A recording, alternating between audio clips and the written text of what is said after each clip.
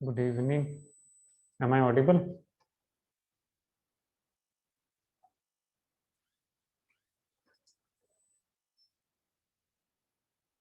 Rajendra, am I audible?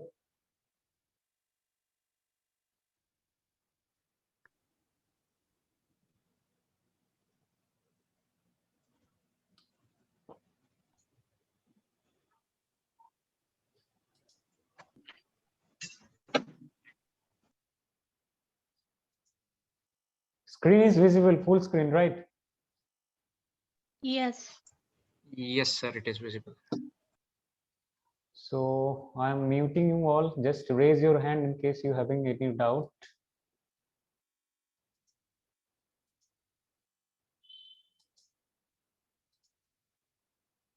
So last day that we were discussing, histogram we could not complete because of time. So today we will be completing histogram, but we have a small topic to discuss today, that is symmetry and pattern. Very easy and very small topic. So we'll complete that first.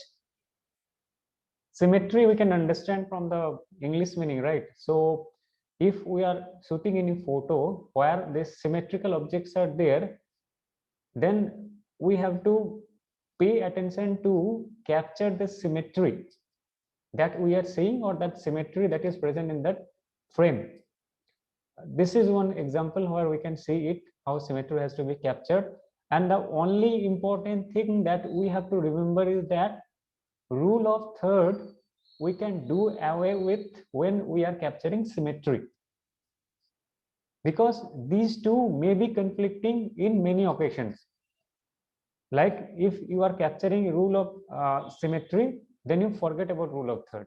Just pay your attention to capture the symmetry that is there in the current frame. This is one example.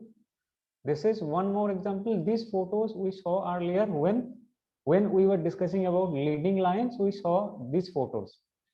Why we are discussing it today? Because it is a symmetrical photo. As I have told you, if you see the subject is in the middle, but the subject is in the middle because to maintain the symmetry or to capture the symmetry. So for symmetrical type of photos or frame, you may forget rule of third. If you can do both, like if you are managed to capture symmetry as well as apply rule of third, that is well and good. Otherwise, leave it. So these are symmetrical images.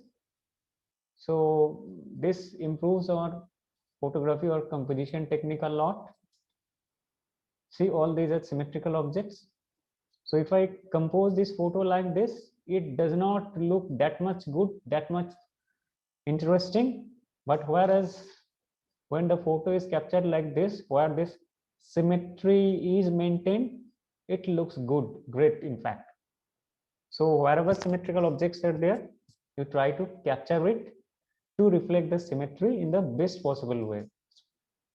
These type of images also we have seen in earlier classes when we were discussing leading lines. So here also one more time we are just saying it. Nothing more to discuss about these photos. Symmetrical objects, we can see it, how the symmetry is captured. See, symmetrical objects. Similarly, everything symmetrical, looks nice. This is one example of symmetry as well as rule of third, where symmetry is there, but see this particular line and this particular line is placed at lower third of the image, which is applicable for rule of third. So it is a good example of how rule of third and symmetry both can be used while composing a photo. Again, example of symmetrical photo. It looks very nice, right? When this type of symmetry is captured, it looks very nice. Otherwise, it may not be looking very interesting. If I put it to a particular side, it may look incomplete, but whereas when we are capturing it in a symmetrical way, it's look great. So obviously this is the pain that we have to take. One small assignment number 14, we have to just post a photo to depict symmetry. One more after symmetry is pattern. So in everyday life, we get many things which are repetitive in nature. If we enter in a classroom, chairs will be there. If we are entering in a cinema hall or something, this type of symmetry we can find it out. And if we are getting symmetrical things, so it is the objective of the photographer to make it very interesting. They are already interesting. You can compose in such a way that it looks even great. So all these are example of pattern, like same thing is repeated with different colors, it looks nice. So if you are seeing anything where different sort of patterns are there, you try to reproduce it, it looks great. Nothing more to explain. These images are self-explanatory, right? Flowers, symmetrical objects are there, we can see it here. See, leaves are there. These are example of patterns. Very easy to understand example. This particular pattern is repeating throughout the photo. So again, a very small topic for today. So we have to post a photo to depict the use of pattern, which is assignment number 15. So this was a small subject that we had. So we'll concentrate more on the topic that we left, because that is the thing that we are going to use heavily. I hope everything is fine. Audio is reaching to you. In case it is not reaching, you just post in the WhatsApp group, which I am monitoring now. Where is the topic we left? Histogram. So already we discussed. There are things like these are called highlights. Properly exposed things are called as midtones, and these dark places are called shadows. So if I ask, like in a particular photo, how many pixels are there with exposure type of highlights and midtones and shadows, it is very difficult for answering for human beings, but would have a good solution for that. What is that? It is called histogram. So it has to be read like from here it is 0, here it is 255. 0 means it's completely black, brightness level, it's completely black. 255 means completely white.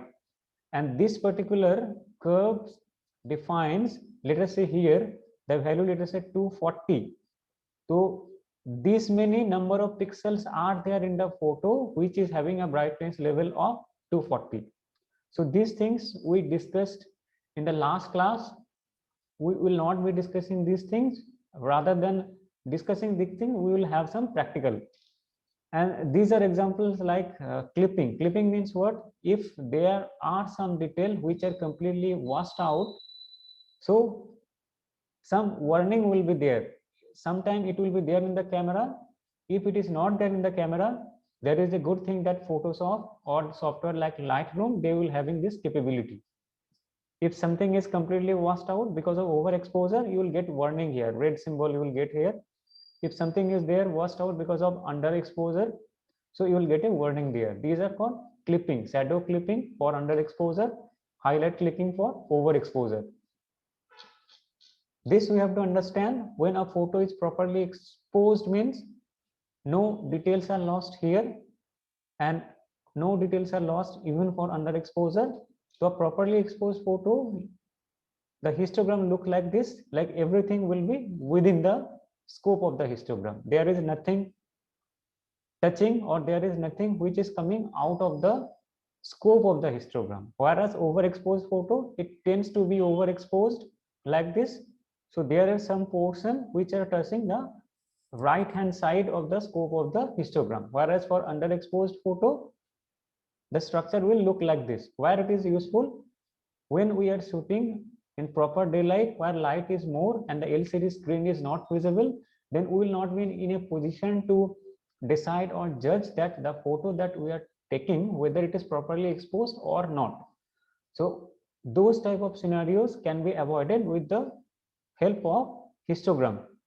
And another major place or occasion where you will be using histogram is while post processing. Just for example, I myself use histogram heavily while post processing. Gradually, we will be learning that post-processing will be part and parcel of the life of a photographer. And it is not only the taking a photo where this entire cycle will end, but after taking the photo also, we have to do lots of things to make it better. So during all those time, this tool, histogram, will be helping us like anything. So this is one more example, properly exposed photo. So everything is within the scope of the histogram, whereas this is underexposed. So all these curves are tending towards the left hand side, overexposed toward the right hand side. In Nikon camera, there is an option called highlight. If you click on it, so after taking every photo, histogram will come automatically. You can verify it, the exposure level from the histogram. See, here is the example, like this is the photo that is taken, and this is the histogram what is suggesting. This photo looks to be properly exposed, so is confirmed by the histogram in the small screen. So this will be supported by most of the manufacturer. In Canon camera also, it is also there. See, this photo looks to be properly exposed. The histogram is also telling the same. So this will have some practical. Let us say I was telling ki for a properly exposed photo, the histogram looks like this, and for overexposure it is like this, for underexposure it is like this. But there will be situation where the photo will be properly exposed, but the histogram that we have to read it carefully. What does it mean? See, this particular photo, if we see, this photo is majorly dominated by black, right? This photo is not overexposed, it is not underexposed, but it is majorly dominated by black. So what happens if we see the histogram? Obviously, the curves of the histogram will be towards the left hand side. So we should not judge that just because the histogram curves are towards the left hand side, so the photo is underexposed. That assumption is not true, because we have to pay attention carefully to the content of the photo. If we see that the content in most of the cases is properly exposed, then we can expect our histogram to be like this, like this. But once majority of the content is black dominated, obviously the photo or the histogram looks like this. That does not mean the photo is underexposed. Just for example, if we see the photo, it is properly exposed, but if we see the histogram, we'll see that the histogram is tending toward the left hand side of the histogram. We'll see it practically. So this is the photo, I guess.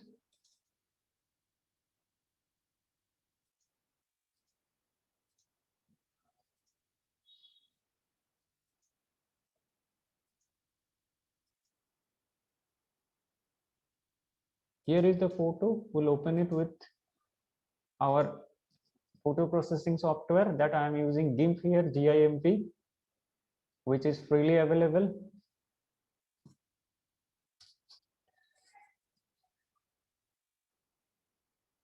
So this is the photo. What we'll do, we'll go to colors. Interfaces looks more or less same like Photoshop, but the capability is what it will be different.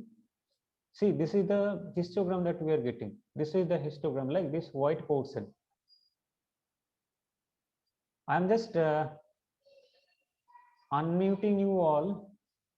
If you want to ask anything, you can ask.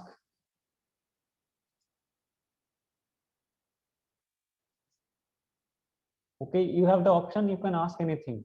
I think I have given you the unmute option. Yes. So if you want to ask anything, you can ask directly. So this is the histogram that we are observing. If you see this, that photo, it looked to be majority of the things black hand side, black dominated. So see, majority of the curves, it is toward the left hand side. So it is just because the majority of the curve is there toward the left hand side does not mean that photo is underexposed. So this is the attention we have to pay. We have to look at the photo or the content of the photo carefully, and depending upon the content, we have to decide if whatever histogram we should get. When we see this photo black dominated, then we should understand if the histogram is tending toward the left hand side, then only the photo is properly exposed, otherwise not. We'll take one more example. what we do, let us say this is the photo.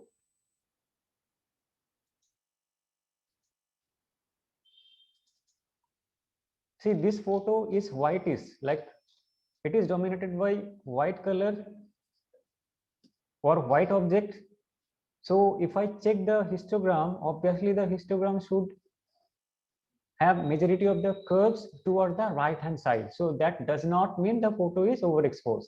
We'll see that this photo also will open with GIMP.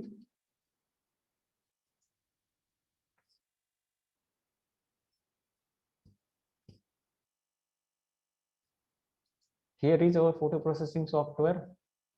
We'll close this. This is the photo. We'll go to colors. We'll open the levels. See, this is the curves we are getting.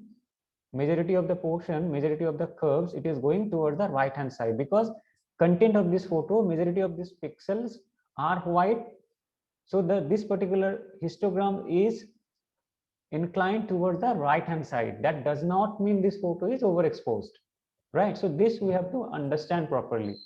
If we are able to understand this, then only we will be in a position to decide whether the photo is underexposed or overexposed just by checking the histogram. This we will see, this is a properly exposed photo. This is a properly exposed photo. So what we'll do, we will be checking it in the GIMP software to check what it says in the histogram about this particular photo. If anyone want to ask anything, you can directly ask. So this is the photo properly exposed, look to be properly exposed. We'll see it level, see majority of the content or the curve that it is showing by the histogram, it's properly distributed, which confirms that this photo is properly exposed, right? This is the photo and this is the histogram that we are getting. Hope my concept or whatever I am trying to explain you clear. Only because the histogram is towards the left hand side or towards the right hand side does not mean the photo is underexposed or overexposed. We have to pay close attention to the content of the photo. If the frame or if the scene that you are seeing is majorly dominated by white or majorly dominated by black, in that case also histogram will try to shift towards left or right. So that we have to judge. It is our judgment based upon which the histogram will give us proper result. Any doubt? We'll just confirm these things with some more photos. Like this was the photo, it was submitted by Anirvan. It looks overexposed, right? We can confirm this with the help of histogram. Why these things are so important? Because once, let us say I have taken this photo and it has come as overexposed, then what I can do? First, I have to be sure that this photo is overexposed. Then I have to do proper post processing to get it back. See how overexposed it is. It is not there at all. This histogram that we are checking it, see, it's a majority toward the right hand side. In this range of the curve, it is not able to detect even. So majority of the things are overexposed for this particular photo. So all these things we can confirm with the help of histogram.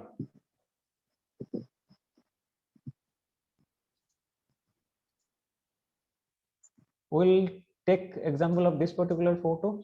First we'll see this.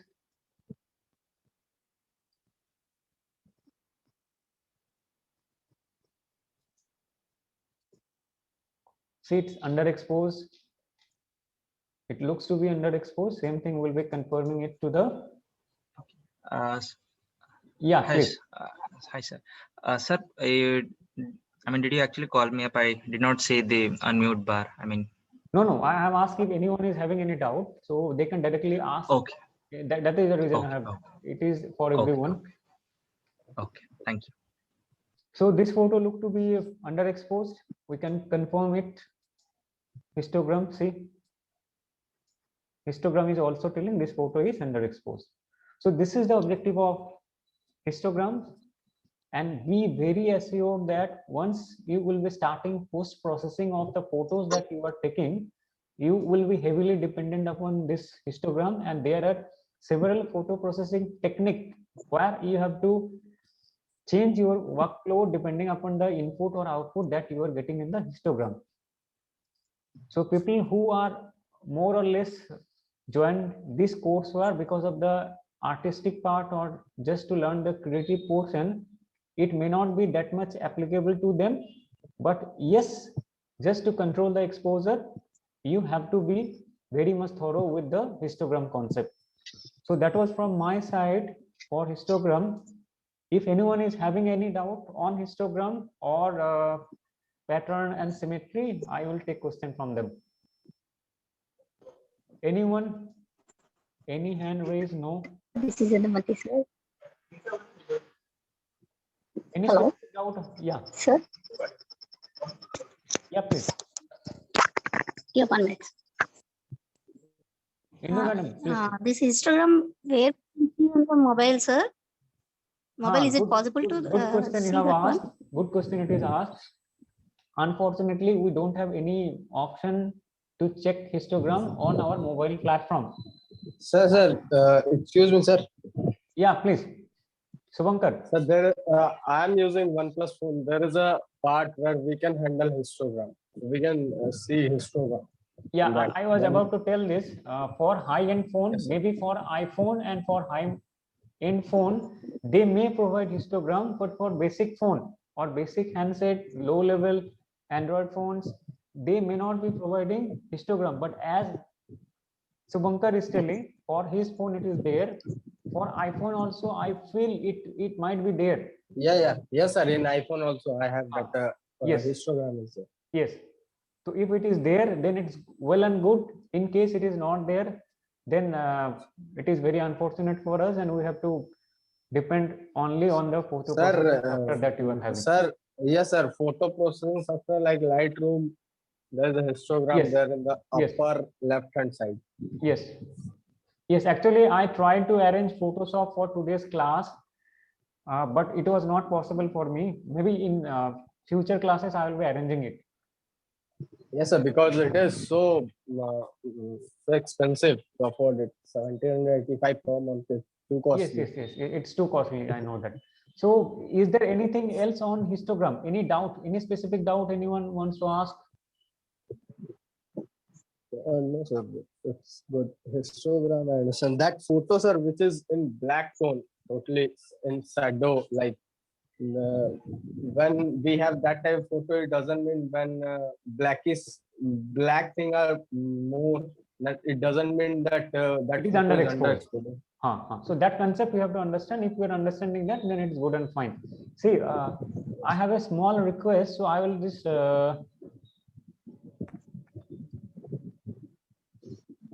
any further doubt is not there. One more administration I'll do. There is a selection thing that I will be demonstrating with the help of this.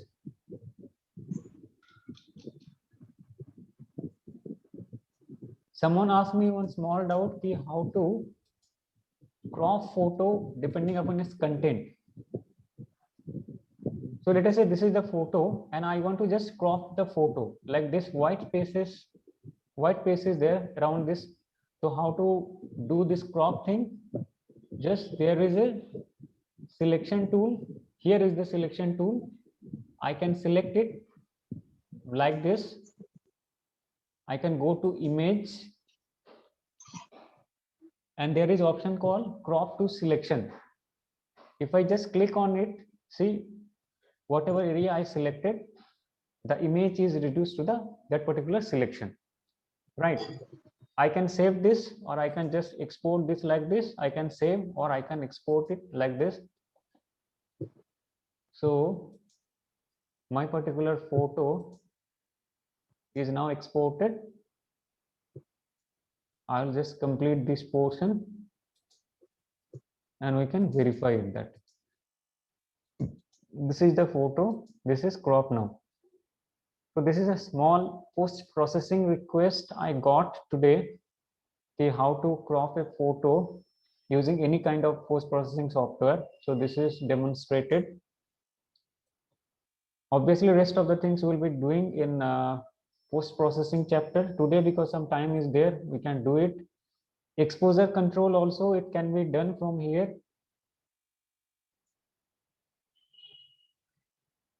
Let us say exposure.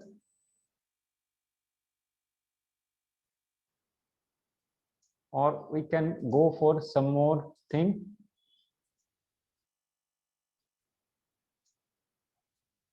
This is overexposed. This is also histogram. So this particular portion is for the pixels which are overexposed. This particular portion for pixels which are underexposed. This is for midtones, right? So what we can try to do, photos or pixels which are overexposed, if I try to make them underexposed, I can pull it like this. See all these areas.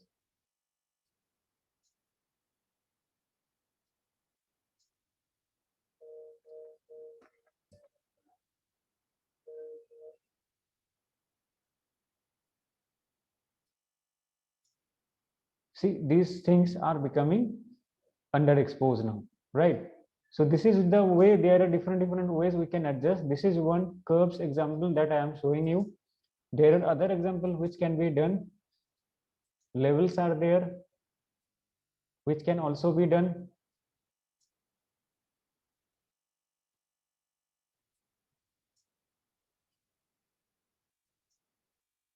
So all this adjustment we will be learning in post-processing chapter. Today, because we are having some time, I will just explain all this thing. All these tools are there. These tools we can learn. And image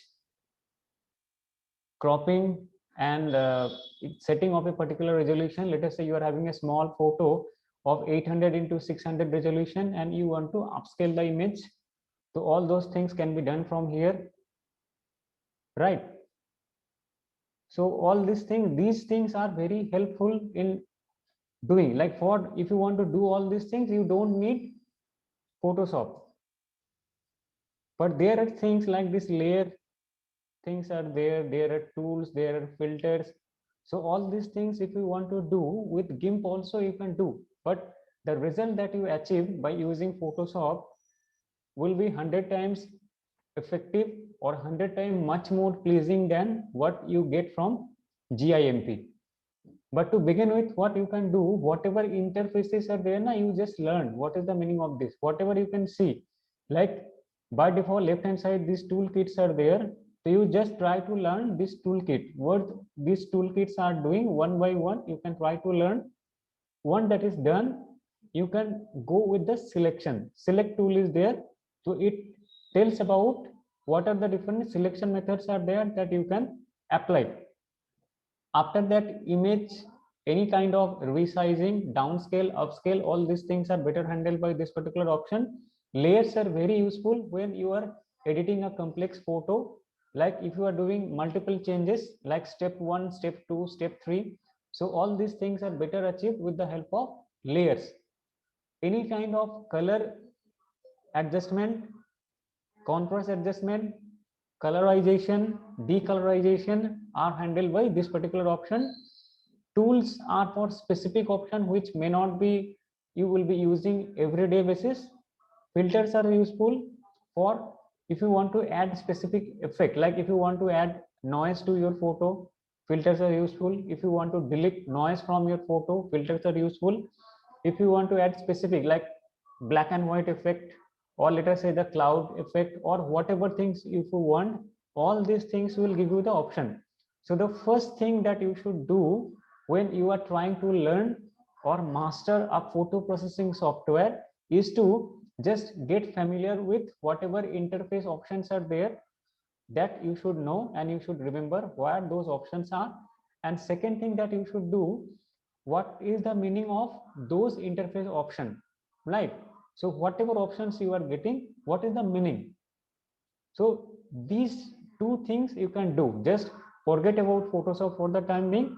You just download and install GIMP software Then whatever interfaces are there, you just get familiar with that. Whatever tools are there, just know what these tools are doing.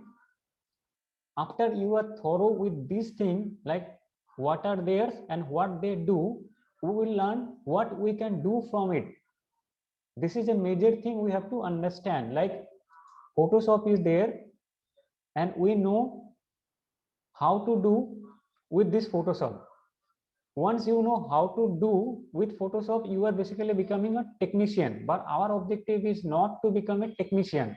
What we want to do, we want to know, we want to become engineer. So how to become engineer? If we know what to do with Photoshop, right? So what to do with Photoshop, you will be able to know only if you can master these basic things. Like what are the options and what is the meaning of each option. Once you can master it, then only you will be able to become an engineer for Photoshop and not a technician. Like first you should know what are the options are there for selection. Once you know that these are the options available for selection, then only you will be able to decide, once your subject is there with a disturbing background, then what method you should select to extract your subject from the disturbing background. So what are the methods are available? If you know that, you become a technician on Photoshop. But if you know with all those tools that are available for selection, then you can extract the subject from the disturbing background, then you become one engineer. So that should be your objective. Get familiar with the interfaces and options that are available in a particular photo processing software like GIMP. So this was the first introduction class for photo editing or basics of photo editing. So three things today we have discussed: histogram, symmetry and pattern, and basics of photo editing. So that should be fine for us. Two assignments are there on symmetry and pattern that I will be posting on that particular group. See you soon. Bye. Bye, sir. Bye. Bye.